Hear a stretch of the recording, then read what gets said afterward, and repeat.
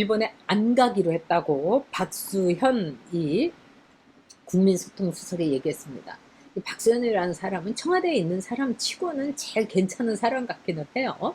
제가 이제 박수현을 이제 개인적으로도 만났고, 그 다음에 결혼을 개인적으로 만난 게 아니라 프로그램 녹화하다가 만났고, 근데 그 당시에 이제 박수현하고 이제 이른바 이제 추문이 있었던 스캔들이라고 하는데, 그 여주인공이었던 이 시의원이 같이 왔습니다. 근데 그분이 박수현을 다 알뜰살뜰하게 챙겨줘서 우리가 이제 이 나이가 되면은 딱 보면 압니다.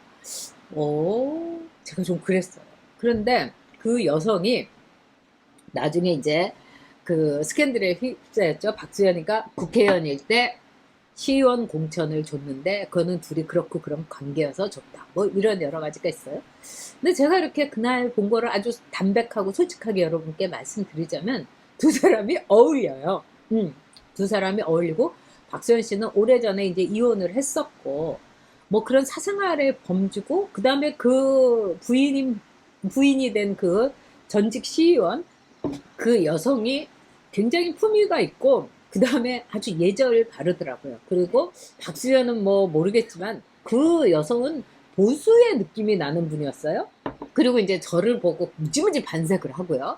이 보수의 냄새를 풍기는 좌파들이 진짜 위험하죠. 이 예를 들면은 지역구에서 심상정이 그렇답니다.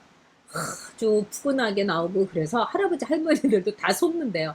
아, 심상정이가 보수인가 보다 이러고. 근데 아주 진짜 뭐 겉만 하얀 척하지 속은 아직 빨간 거죠. 근데 진짜 또 보수면서 안타까워하는 사람들이 있어요. 약간 박수현 대변인의 지금 부인이 그런 느낌이었어요. 그래서 박수현 대변인은 그동안에 이제 뭐 조국 문제라든지 제가 보기에는 합리적인 얘기를 했던 사람입니다. 이 정도만 돼도 참을 수가 있는 거예요. 그런데 어저께 그래도 일본에 안 가기로 했다는 거 아마 속으로는 못 갔어요. 이렇게 말을 했겠죠.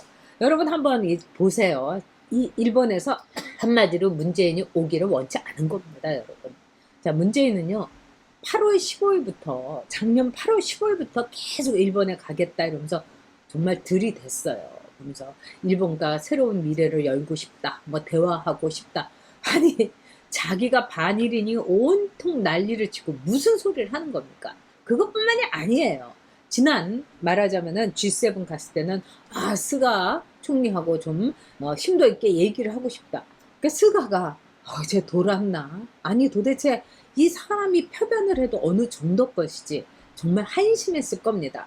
근데 이번에 도쿄 올림픽에서 어떻게든지 일본에 가려고 했던 거예요. 그래서 청와대에서 이랬죠. 소마에 대해 소마가 이른바 문스터베이션을 얘기하는데 저도 깜짝 놀랐고 이거는 뭐 문재인은 저도 너무 심판해야 된다고 하지만 한 나라의 어쨌든 우리를 대표하는 대외적으로 대통령인데 자 문재인이 마스터베이션을 하고 있다.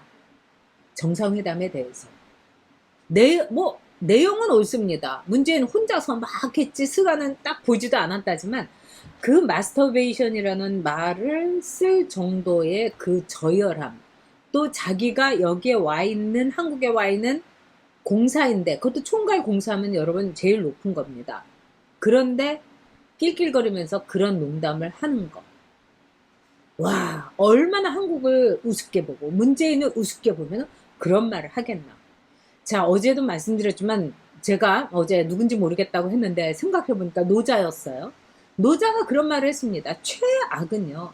이 나라에 나라님이 있는지 없는지 모르는 게 최선이고 그 다음은 좀 이렇게 이 좀 나라님이 못하는 것 같아서 막 이렇게 좀 욕을 하고 이게 이제 그 중간이고 제일 나쁜 건 조롱하는 거라는 거예요. 근데 우리가 문재인 조롱하는 거하고 소마가 조롱하는 거는 다른 거죠. 근데 문재인이 그동안 일본에 대해서 한 말을 보면은 정말 실수였습니다. 왜? 국가 원수는 이렇게 대놓고 싸울 필요가 없는 거예요. 그거는 민주당을 시키든지 국회의원을 시키든지 하면서 국가 원수는 일본한테 그래도 우리가 미래로 갑시다 하면서 느긋하게 얘기를 해야 되는 거예요.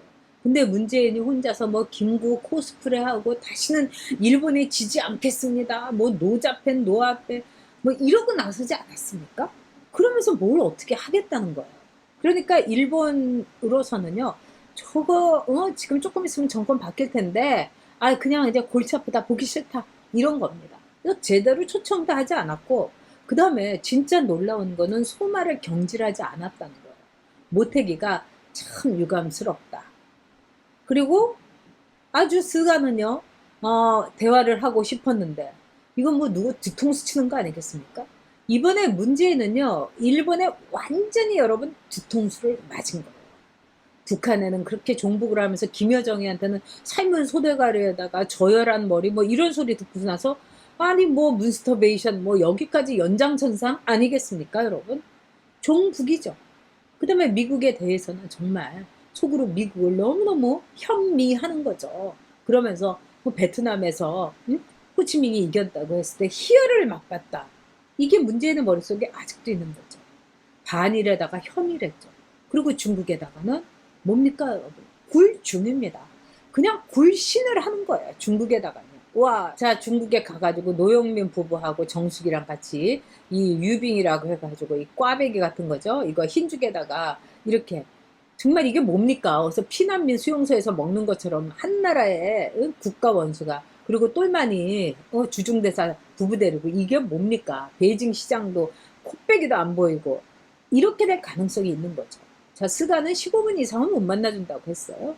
그리고 15분 만나면은 문재인이가 A4 용지 보고 얘기하다 보면은 끝날 겁니다. 네? 아, 스가 총리님 안녕하십니까?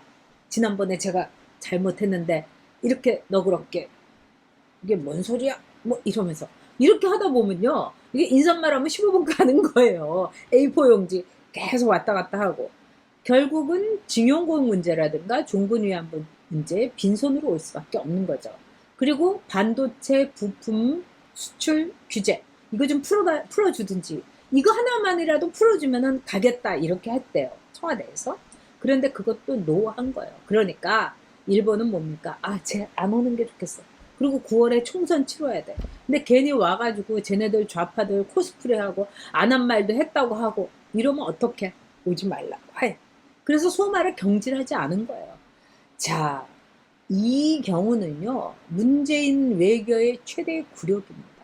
자기한테, 한 국가 원수한테 성적인 이런 말을 했는데, 그거를 겪고서, 오케이? 그래도 가겠다?